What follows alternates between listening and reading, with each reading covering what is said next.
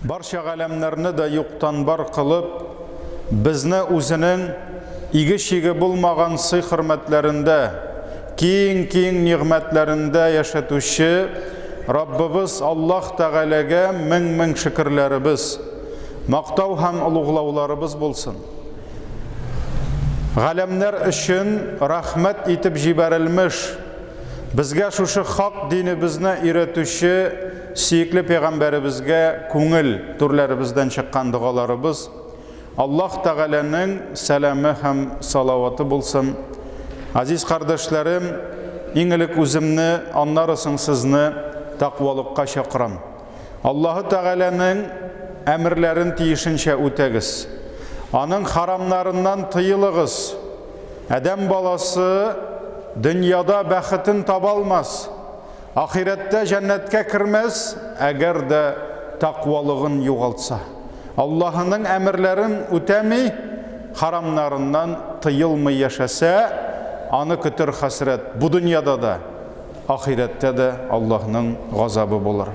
Аллаһ Тәгалә Куръан-ы Кәримдә әйтә: «Я айюхаллазина аману тақуллаха хаққа туқати, ва ла тамутунна илля ва антум муслимун». Әй иман китергән бәндәләр, Аллаһ Тәгаләгә тиешле дәрәҗәдә тақва булыгыз һәм мөселман булмаган хәлдә, ягъни үзегезнең мөселманлыгыгызны төзәтмәгән хәлдә Аллаһ хузурына кайтудан сакланыгыз диде.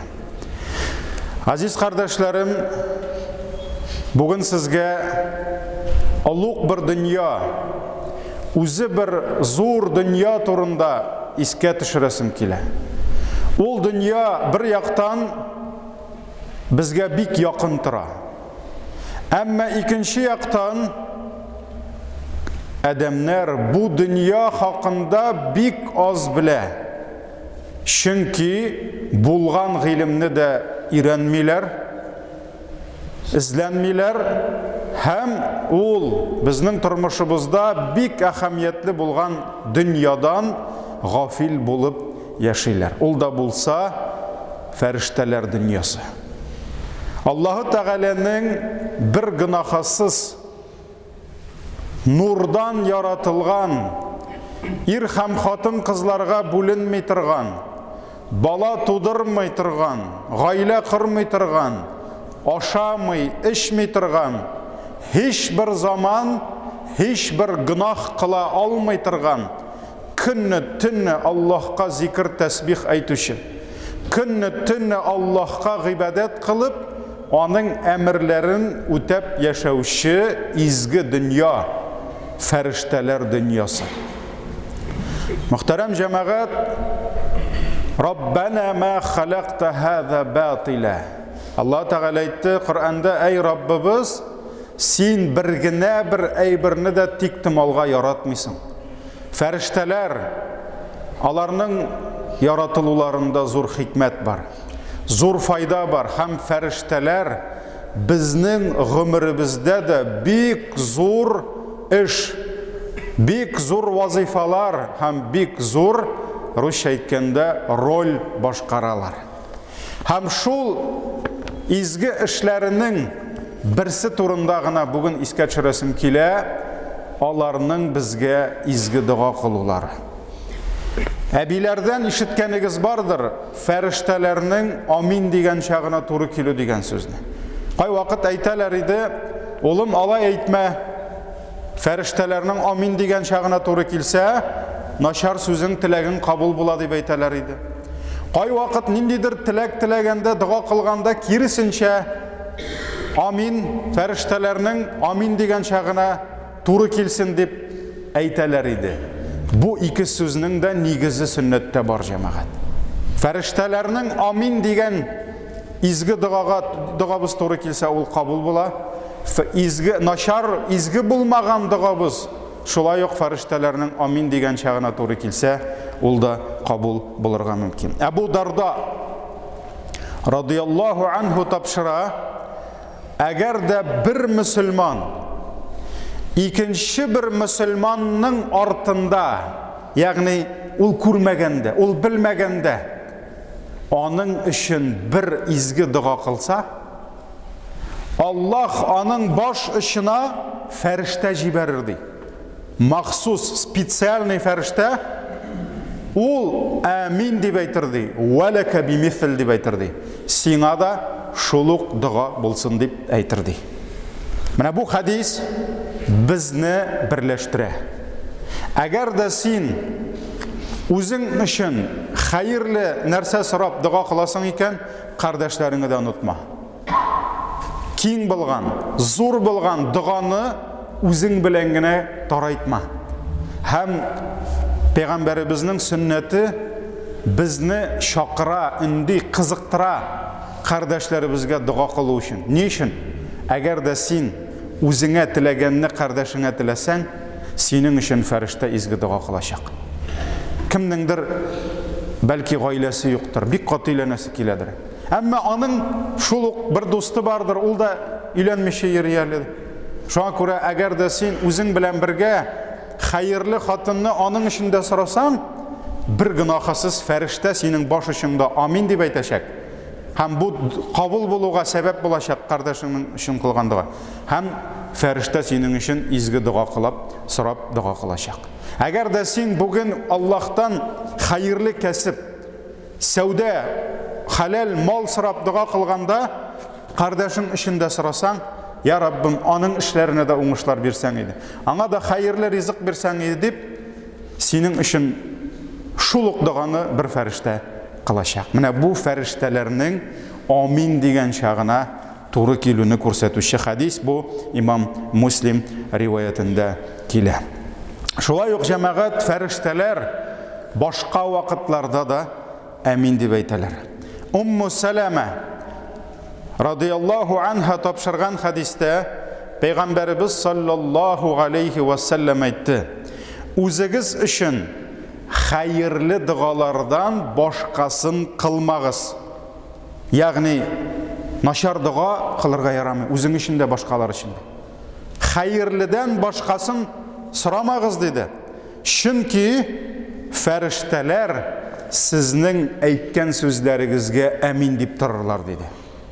Демек, әгер де кімдір арып кетіп, көңілі түшіп, ашуға беріліп, әгер де дұғасында өзі үшін яман айбір сұраса, фәрештелер амин деп айтып, ол дұғасы да қабыл болырға мүмкін. Шуңа күрә Пейғамбар саллаллаху алейхи ва саллям сақланығыз деді.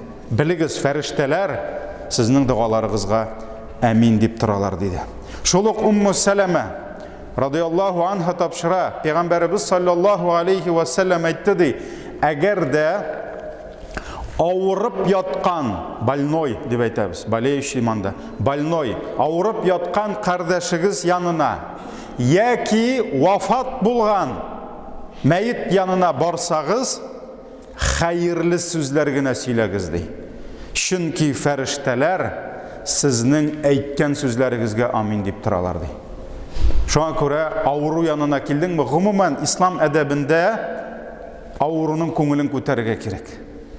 Сен қардаш ауырдың мәлі, әйе шул, ауырдым, неңде диагнозың, мына шул, аның білі зақ яшамайлы, ала ярамай етірге. Менің шулай көрші яшаған еді, шулай ішкінден ала ярамай етірге. Мұсылман, Пейғамбар саллаллаху алейхи ва саллям ауырының көңілін көтерейді. Аңа бұлай да ауыр, бұлай да көңілі түшкен. Неше процент поражение? 70? Yok, ulə eteyim, ulə. Allah şifa berişi. Şuna görə, la bəs, tahurun inşallah deyib aytayı Peyğəmbər sallallahu əleyhi və səlləm. Qayğırma. İnşallah Allah Teala şifasını verir deyib, көңілләрін çürəsi түгел, көтәрəydi. Şuna görə Peyğəmbər sallallahu əleyhi və səlləm hayırlı sözlərgənə söyləsin. Çünki fərishtələr amin deyib тұралар дейді. Һәм жамағат фәрештелер, алар біздің қылған дұғаларыбызға әмин деп кенә шекленмелер. Фәрештелер үзләре дә безнең өчен дұға кылалар. Һәм аларның дұғалары күбрәк Коръәндә, хадисләрдә дұға дип келми, салават дип килә. Алар безгә салават әйтәләр дип килә. Чөнки салаватны бүләбез ішке. Аллаһның салаваты, Фәрештәләрнең салаваты һәм кешеләрнең салаваты. Аллаһның салаваты, әгәр дә Аллаһ кемгәдер салават әйтә икән, димәк, Аллаһ ул кешенең исемен үзенең хөрмәтле фәрештәләре каршында зурлык белән искә ала. Менә бу, димәк, Аллаһ аңа салават әйтә дигән сүз. Фәрештәләрнең һәм кешеләрнең салаваты ул дуа, ул истигъфар. Фәрештәләрнең салаваты ул истигъфар. Әгәр дә кемгәдер фәрештә салават әйтә икән, димәк, нишле, я Раббым, аның гөнаһларын кичерсәң иде, гафу итсәң иде дип, ул аңа салават әйтү, истигъфар сорау дип әйтәләр галимнәребез. Шуңа күрә фәрештәләр дә, мөхтәрәм җәмәгать, дуададыр хәерле кешеләр өчен. Аллаһ Тәгалә Әл-Ахзаб сүрәсенең 43-нче аятында әйтә: "Хуаллази юсалли алейкум ва малаикатуху лиюхриджакум миназ-зулумати илан-нур". Аллаһ һәм аның фәрештәләре ди сезнең өчен салават әйтәләр ди. Ни өчен? Лиюхриджакум миназ-зулумати илан-нур, хәтта сез караңгылыктан яктыга чыксыннар өчен. Караңгылыктан нурга чыксыннар өчен ди. Ва кана бил муъминина рахима, һәм Аллаһ мөэминнәргә карата рәхимле булды ди. Шуңа күрә Аллаһ та, фәрештәләр дә мөэминнәр өчен салават әйтәләр. Һәм мөхтәрәм җәмәгать, кемнәргә фәрештәләрнең изге дуалары насип була? Шуларны тиз генә атап чыгыйм. Иң беренчесе әйтергә кирәк, башка кешеләрне изгелеккә эндәүче кешеләргә. Башка кешеләргә яхшылык өйрәтүче. Әгәр дә син барып кемнедер изгелеккә өйрәтсәң, барып намазга өйрәтәсең, барып Аллаһ турында сөйлисең, барып җәннәт, җәһәннәм турында сөйлисең, барып хәерле гыйлем бирәсең, хамыр эчмәскә вагаз бирәсең, урлашмаска дип вагаз бирәсең, ягъни изгелеккә өндисең, явызлыктан тыясың. Син фәрештәләрнең дуасы астында. Пәйгамбәрбез саллаллаһу алейхи ва саллям әйтте, моны Абу Умама тапшыра. Аллаһ диде, аның фәрештәләре диде, санап китте. Аллаһ, аның фәрештәләре күкләрдә һәм җирләрдә яшәүчеләр, бөтенесе дә, күктәге фәрештәләр, җирдәге кешеләр, хайваннар, кошлар, балыклар, бижәкләр, бөтенесен кертте. Һәм нәрсә ди? Хәтта ояларындагы кырмыскалар да ди. Карагыз, монда инде димәк, әгәр дә кичкенә генә кырмыскалар да кергән икән, димәк монда бөтен җан ияләре керә. Судагы балыклар да ди. Башкаларга изгелекне өйрәтүчеләр өчен салават әйтерләр ди. Карагыз, әгәр дә син Аллаһ ризалыгы өчен үзеңнең гыйлемең, үзеңнең хикмәтең белән, чөнки хикмәтсезлек белән кешене исламга чакыру урынына киресенчә ярак айтырга була. Хикмәтең белән әгәр дә кемгәдер чыгып китәсең, вагаз, насихат ирештергә, аны изгелеккә, Коръан өйрәтәсең, каядыр бер авыл мәчетендә барасың, анда Коръан белешү юк. Әйтәсең, әйдәгез, мин Коръанны күпмедер беләм, мин тәҗвидләрне укыдым, мәдрәсәдә укыдым. Әйдәгез, җыеп аларга гыйлем бирсәң, сиңа салават әйтә Аллаһ.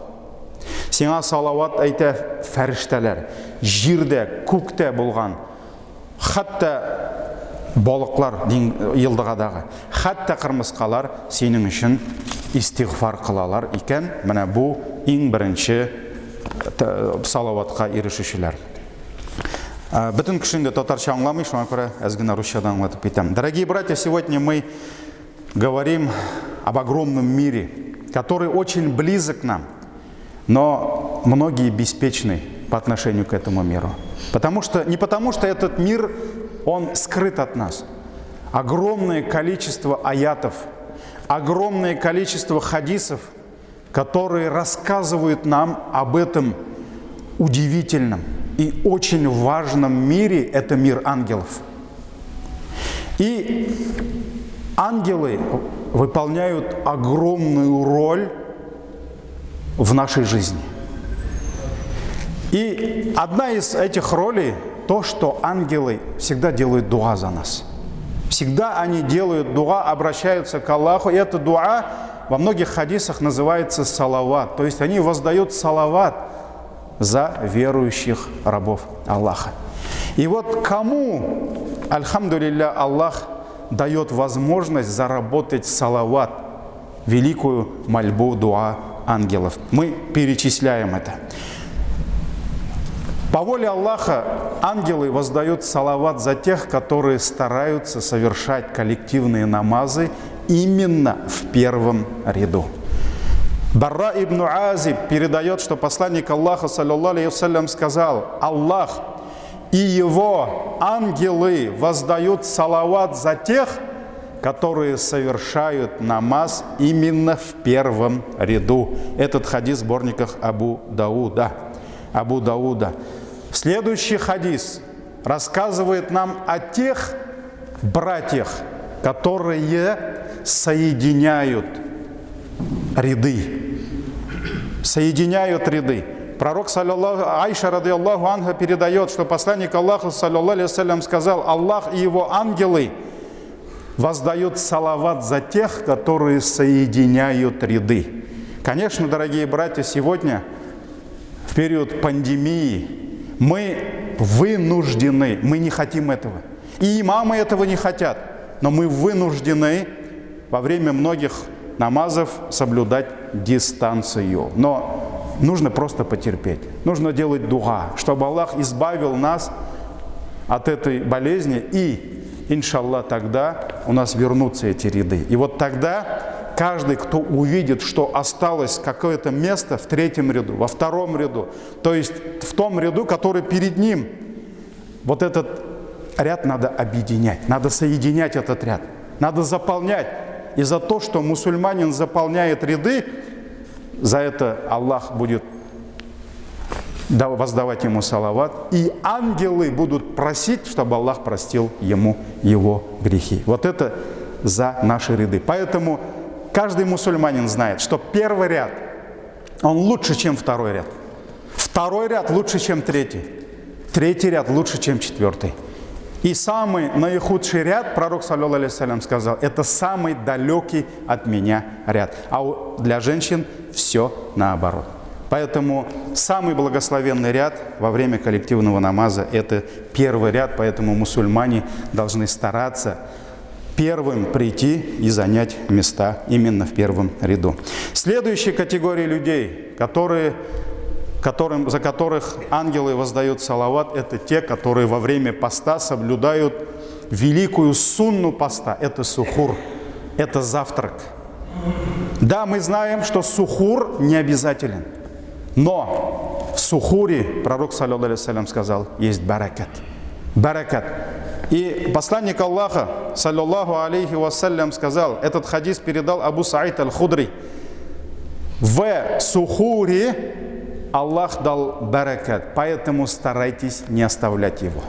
Старайтесь по мере возможности. Если не проснулся, не проснулся. Да, но если ты сможешь проснуться, создай все причины. Поставь будильник, не знаю, предупреди жену, супругу, да, домашних, чтобы тебя разбудили на сухур. Поэтому старайтесь его не оставлять и делайте сухур хотя бы даже глотком воды. Вот кто-то просто не хочет утром кушать, да? А вы просто воду попейте. И это есть сунна пророка, саллаллаху алейхи вассалям. Почему? Пророк в завершении говорит: потому что Аллах и его ангелы воздают салават за тех, кто соблюдает сухур. Этот хадис в сборниках имама Ахмада и Ибн Хиббана. Следующий. Амир ибн Рабиа передает, что посланник Аллаха, саллаллаху алейхи вассалям, сказал: какой бы мусульманин не воздал за меня салават, то есть здесь речь идет салават за пророка, саллаллаху алейхи вассалям, какой бы мусульманин не воздал за меня салават, ангелы обязательно будут воздавать за него салават. И пока мусульманин будет продолжать воздавать за меня салават, ангелы также будут продолжать делать за него истигфар. Поэтому в знак благодарности за то, что мусульманин в своих мольбах вспоминает пророка, саллаллаху алейхи вассалям, Аллах за это воздает ему салават 10 раз, в других хадисах говорится. Так ведь? И Аллах обязывает ангелов, чтобы ангелы беспрестанно делали салават за того, кто делает салават пророку саллаллаху. Поэтому посланник Аллаха сказал: пускай каждый решает. Или будет продолжать воздавать за меня салават, или увеличит свой салават. Потому что чем больше салавата пророку, мы говорим за пророка, тем ангелы будут больше говорить за нас. То есть просить прощения за наши грехи. Этот хадис в сборниках имама Ахмада.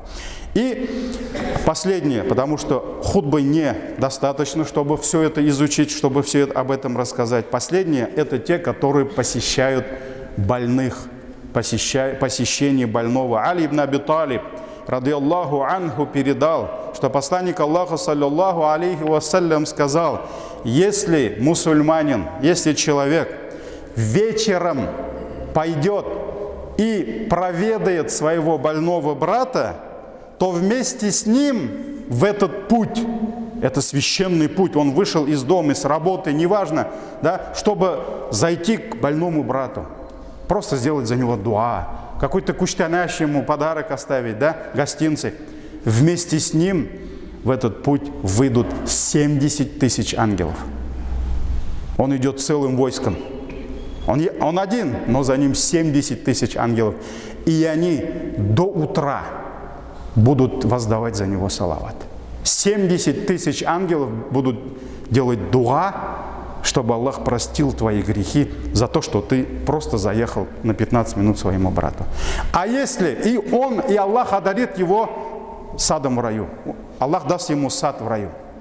И если он проведает своего брата утром, то за ним в путь выйдут 70 тысяч ангелов, и они до вечера целый день будут делать дуа за него, чтобы Аллах простил ему его грехи. Этот хадис в сборниках Абу Дауда. Вот в этом есть превосходство, достоинство, дорогие братья, посещения наших дорогих больных братьев. Поэтому есть еще другие случаи, которые мы должны тоже изучать, знать, чтобы попасть под великое дуа ангелов. Но, дорогие братья, в завершение хочу сказать, что ангелы, они не только обращаются к Аллаху с добрыми мольбами. Есть моменты, когда есть люди, за которых ангелы просят проклятие Всевышнего Аллаха. Есть моменты, когда ангелы проклинают людей. Конечно, в соответствии с их поступками, но для этого нужна другая хутба. Һәм мөхтәрәм җәмәгать, фәрештәләр, алар шундый дөнья, аларның безнең тормышыбызда җәмәгать өлешләре бик зур. Алар безгә бик кирәк. Һәм фәрештәләр турында күп сөйләргә була, ләкин җәмәгать шуларның берничәсен әйтеп китәм. Фәрештәләр без әниләребезнең карыннарында булганда алар безгә җан алып килделәр. Алар безнең тәкъдиребезне алып төштеләр. Фәрештә безнең җаныбызны алып килде. Һәрберебезнекен. Бу фәрештәнең безнең тормышыбызда роле түгелме? Фәрештәләр җәмәгать, фәрештә һәркемнең күңел турында утыра. Шайтан котырткан сайын ул безне вагызлый. Кайвакыт аны внутренний голос дип әйтәләр, һәр кешенең эчендә фәрештә утыра һәм ул аны вагызлый, анда барма ди, алай әйтмә ди, аны эшләмә ди. Аллах Тәгалә безгә ул фәрештәне, вагазлаучы фәрештәне биргән. Моның турында хадислар бар. Беләбез, кираман катибин я'ламуна ма тафалун. Алар сезнең язып баручы фәрештәләр диде. Кираман катибин изгелекләрне, явызлыкларны язып баралар. Бар фәрештәләр безне бәла казалардан саклыйлар. Җәмәгать, Аллах җибәрә фәрештәләрне безне бәла казалардан сакласыннар өчен. Бар фәрештәләр без Аллаһны зикр итү, Коръан уку, дуа мәҗлесләренә килеп, безнең күңелләребезгә бәрәкәт алып киләләр, тынычлык алып киләләр. Фәрештәләр, тынычлык алып килүче фәрештәләр бар. Бар фәрештәләр гыйлем юлына баскан шәкертләрнең юлларында канатларын җәеп торалар. Президентларга траптан ковер җәяләр бит. Шуның кебек шәкерт, гади бер шәкерт мәдрәсәгә бара, китабын тоткан, Коръан өйрәнмәкче була, фикъ укымакчы була, гакыйда укый, аның юлына фәрештәләр канатларын җәяләр. Хөрмәт белән, ихтирам белән. Бар шундый фәрештәләр җәмәгать. Бар фәрештә һәм аның ярдәмчеләре, заместительләре безнең җаныбызны ала торган. Әйе, үлгәч, вакыт җиткәч, фәрештә килеп безнең җаныбызны ала һәм үзенең ярдәмчеләренә биреп, алар менә без кеше үлгәч, ничек кәфеннибез юып, алар җәннәттән алып төшәләр, хәерле кешегә, мөселманга җәннәттән кәфенлек алып киләләр. Һәм шул җәннәт кәфенлеге белән җанны төрәләр. Җанны төрәләр һәм аны күкләргә алып менеп китәләр. Ул җаннан, кәфенлектән хуш исләр килә, фәрештәләр бу кем дип әйтә. Һәм менә шуның кебек җәмәгать фәрештәләрнең бик күп эшләре, бик күп безгә файдалары бар. Шуңа күрә без аларны өйрәнергә, без аларның изге дугасына ирешергә тиеш. Һәм әлбәттә аларның ләгънәтләреннән Allah saqlasın, saqlanırğa tiyиш. Barakallahu lana ve lekum fil Kur'anil azim ve nafa'na bil ayati ve zikril hakim.